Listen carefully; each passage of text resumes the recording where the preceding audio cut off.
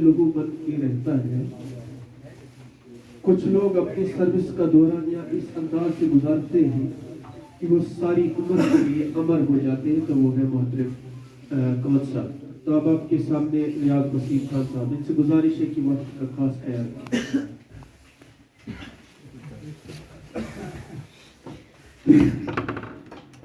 वीरा है मैं कदा मुसागर उदास है, वीरा है मैं कदा मुसागर उदास है। तुम क्या गए कि रूठ गए दिन बहार के, घर से हुआ है मेहमान आज रुखसत, दीवार चेहरे उतरे हैं दीवार, चेहरे उतरे हुए हैं दीवार पर के। दम लिया था न कयामत में हुनूस, फिर तेरा वक्त सफर याद आया। आंसू निकल पड़े तो मेरी लाज रह गई, आंसू निकल पड़े तो मेरी लाज रह गई। जमा ये अनीस साहब की नजर कर रहा हूँ। इजहार गम का वरना सलीका न था मुझे, और अपनी तरफ से जुदा होते तो हो, लेकिन यही अंजाम होना है। तुम्हारा दिल न बहलेगा, हमारा दिल न ठहरेगा। कहते हैं कि चीजें छोटी दिखाई देती हैं, चीजें छोटी दिखाई देती हैं जब वो दूर से देखी जाए या गुरूर से देखी जाए, जब वो दूर से देखी जाए या गुरूर से देखी जाए। प्रिंसिपल साहब ने कहा था 2 मिनट, मैंने कहा नहीं, मैं आज बोलने वाला नहीं। चीजें जब दूर से देखी जाए या गुरूर से देखी जाए। गुरूर से जब रावण ने देखा, फिरौन ने देखा, शद्दाद ने देखा, उनको खुदाई छोटी दिखाई दी। और दूर से जब देखा जाता है तो सूरज जमीन से छोटा दिखाई दे। क्या बात है, क्या बात है। मैं शायर हूँ तो मैं यही बात करूंगा, मैं अपने उसलूब में बात करूंगा। थोड़ा मेरी बातों में आपको फलसफा नजर आएगा। एक बीवी जब खाना पका कर खावंद के सामने रखती है, मक्की की रोटी पका के रखती है, वीकेंड में दस्तखत करना ही। कुछ दुनिया के अंदर हिडन फैक्ट्स होते हैं जो दिखाई नहीं देते। ना दिखाई देने वाली सच्चाई दिखाई देने वाली सच्चाई के मुकाबले में बहुत बड़ी। एक औरत जब अपने खामन के सामने चपाती या मक्की की रोटी पका कर रखती है तो उसकी तारीफ करता है, भाई तुम्हारे हाथों में तो जादू है, क्या रुचक बना।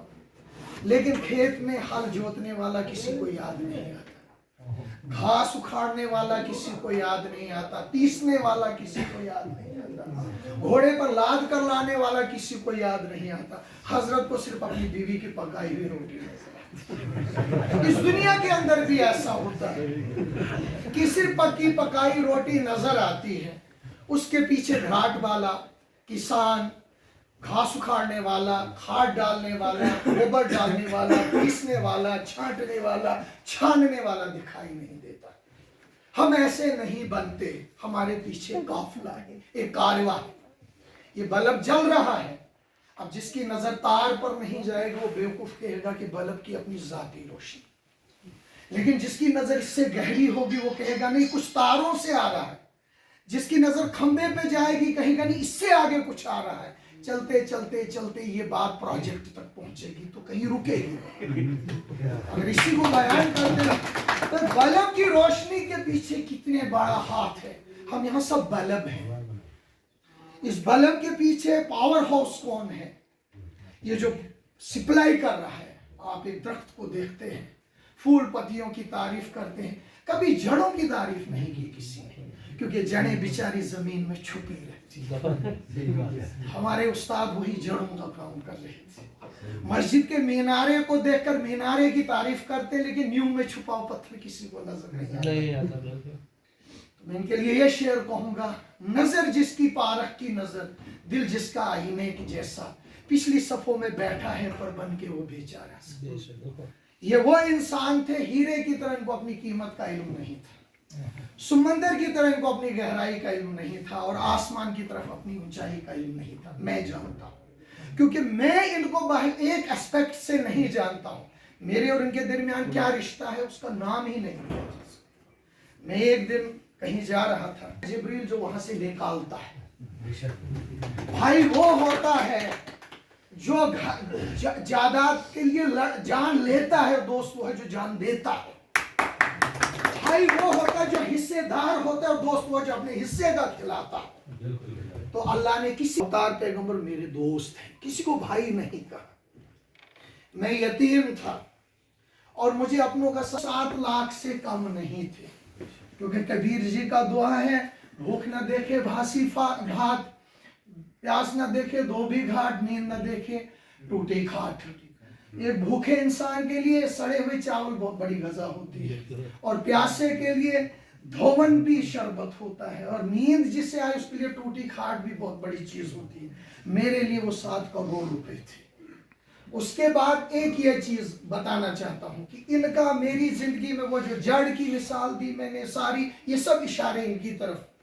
اب میں یہ بات بتاتا ہوں جو بہت کم لوگ جانتے ہیں کہ اردو شاعری میں انہوں نے میری رہنمائی کی. یعنی یہ بہت کم لوگ جانتے ہیں کہ مرزا غالب میں نے ان سے پڑھا، اور میں دعوے سے اردو کا PhD والا غالب کو ایک غزل نہیں پڑھ سکتا. یہ اندر کی بات ہے، مجھے دکھ سے کہنا پڑتی ہے. مجھے ایک بار ایک PhD اردو والے نے کہا تھا کہ غالب صاحب کا پہلا شعر کیا ہے. میں غالب کے ساتھ صاحب کہاں پڑھا آپ نے؟ اس میں معرفہ کے ساتھ صاحب نہیں، بڑے ناموں کے ساتھ صاحب نہیں لگتا ہے. تو اتنا چھٹی میں جو اصول وہ ہمارے بڑے بڑوں پر انہوں نے مجھے اردو میں اوائل میں جب میں شعر کہتا تھا اور ایک دن میں نے غزل کہی، میں ان کے فن کا وہ نمونہ آپ کے سامنے رکھنا چاہوں گا جو کوئی نہیں جانتا میرے سوا. سمجھے گا آپ ہی وہ معصوم کون تھا، کس نے کیا تھا ظلم، مظلوم کون تھا. کہتا اگلا مصرع کہیے. میں نے کہا وہ حسن تھا کہ عشق، شعلہ تھا کہ شبنم. میں آگے آپ کچھ کریں. کہتا مجھ کچھ بھی نہیں ہے، مجھ کو معلوم کون تھا. شعر ہو گیا. تو وہ سوچتا، میں اب اگلا مصرع میں کہہ رہا ہوں کہ وہ سوچتا تھا شاید ہے اس عشق جاودانی. انہوں نے مکمل کیا. بولے ہوں پھول اس سے قیوم کون تھا. نہ مجھے قیوم کا پتہ تھا نہ مجھے پھول. اب یہ قیوم عربی کا لفظ ہے، اور میں نے وید ان سے پڑھے. ستیارتھ پرکاش پڑھا تھا پیار بے کفن. تو انہوں نے لکھا کہتے تھے لوگ پھر بھی مرحوم کون تھا. مسئلہ حل ہو گیا. اور یہ غزل میں نے بڑے بڑے مشاعروں میں پڑھی. اور پھر اس کے بعد یہ بدرواہی میں لکھتے تھے، ریڈیو میں جا کر اپنا پروگرام پڑھتے تھے، اور ایک کلاس کے شاعروں میں ان کا وہاں شمار تھا. اور بشیر مستانہ ان کی غزلیں کھا کے اتنے مست ہو گئے دوبارہ یہاں دیکھا ہی نہیں. وہ بہت بڑے آرٹسٹ بن گئے، بہت بڑے ملازم ہوئے. تو میں آخر پر یہی کہوں گا کہ ہماری زندگی پر اتنے احسانات ہیں ان کے کہ میں چند اقوال کہہ کر آپ سے رخصت چاہوں گا. استاد کا کیا مقام ہے اور استاد کیا ہوتا ہے. تو میں یہ عرض کروں گا کہ حضرت عیسیٰ علیہ السلام سے کسی نے پوچھا باپ اور استاد میں کیا فرق ہے. تو حضرت عیسیٰ علیہ السلام نے کہا کہ باپ وہ ہستی ہے جو آسمان سے زمین پر اتارتی ہے، یعنی جنم دے کے، اور استاد پھر وہ ہستی ہے جو پھر زمین سے آسمان پر بٹھاتی ہے. تو میں یہ کہوں گی کہ ہمارے والدین نے ہمیں آسمان سے زمین پر اتارے، یہ وہ ہستی ہے جس نے پھر ہمیں زمین سے آسمان پر بٹھایا. آپ صلی اللہ علیہ وسلم نے فرمایا کہ آپ کے 3 باپ ہوتے ہیں. پیغمبر صاحب کا قول ہے غالباً کہ آپ کے 3 باپ ہیں، ایک استاد، ایک سسر اور ایک اپنا باپ. کیونکہ ایک کی وجہ سے زندگی ملتی ہے، اور سسر کی وجہ سے زندگی چلتی ہے، اور استاد کی وجہ سے زندگی چمکتی ہے. ایک کی وجہ سے زندگی ملتی ہے، نوٹ کیجئے، دوسرے سے زندگی چلتی ہے، اس کی نسل برقرار رہتی ہے، اور ایک سے زندگی چمکتی ہے. تو غالب نے کہا تھا بس کے دشوار ہے کام کا آسان ہونا، آدمی کو بھی میسر نہیں انسان ہونا. باپ آدمی کی شکل میں زمین پہ اتارتا ہے، اور آدمی سے انسان کا ایک لمبا سفر ہے، اور اس سفر میں استاد کا ہی ہاتھ ہوتا ہے. انہوں نے ہمیں سوچنا سکھایا، بولنا سکھایا. آج ان کے سامنے بولنے کی ہمت کر پا رہے ہیں، اور یہ جو ستارے یہاں چمک رہے ہیں، ان کا کنیکشن، پاور ہاؤس، یہ ساری چیزیں وہیں سے. اور یہ جو پھول چمک رہے ہیں ان کے نیچے یہی ہے. جڑیں کٹ جائیں تو پھول مرجھا جاتے ہیں اور کچھ نہیں بگڑتا. میں یہ کہتا ہوں دور میں بھی یہ غلط باتیں کرتے ہیں، تو لہٰذا اب یہ آزاد ہیں. اب ان سے زیادہ فائدہ، جیسے عابد صاحب نے کہا تھا، اب ان کے لیے کوئی بندش نہیں ہے. لہٰذا میں ان پھر ملیں گے اگر خدا لایا. انیس صاحب کے لیے یہ شعر کہوں گا کہ انہوں نے بہت بہت کہنا تھا لیکن یہ کہہ چکے تھے چنگم کی طرح بات کو چبانے سے اس میں رس نہیں رہتا. تو وہ قوال کہہ رہا تھا میں مدینے آؤں گا جاؤں گا, تو کسی نے کہا بھائی صاحب خرچہ کہاں سے اتنا لائے گا, تو باتیں دہرانی نہیں چاہیے. پھر اب جو کہہ گئے تو انیس صاحب بہت اچھی نظامت کر ان کے لیے ایک شعر کہتے ہیں, یہ حق بنتا ہے, قرض ہے ان کا, کہ حریم حسن مانی ہے جگر کا شان اصغر کا, جو بیٹھو بے خبر ہو کر تو اٹھو باخبر.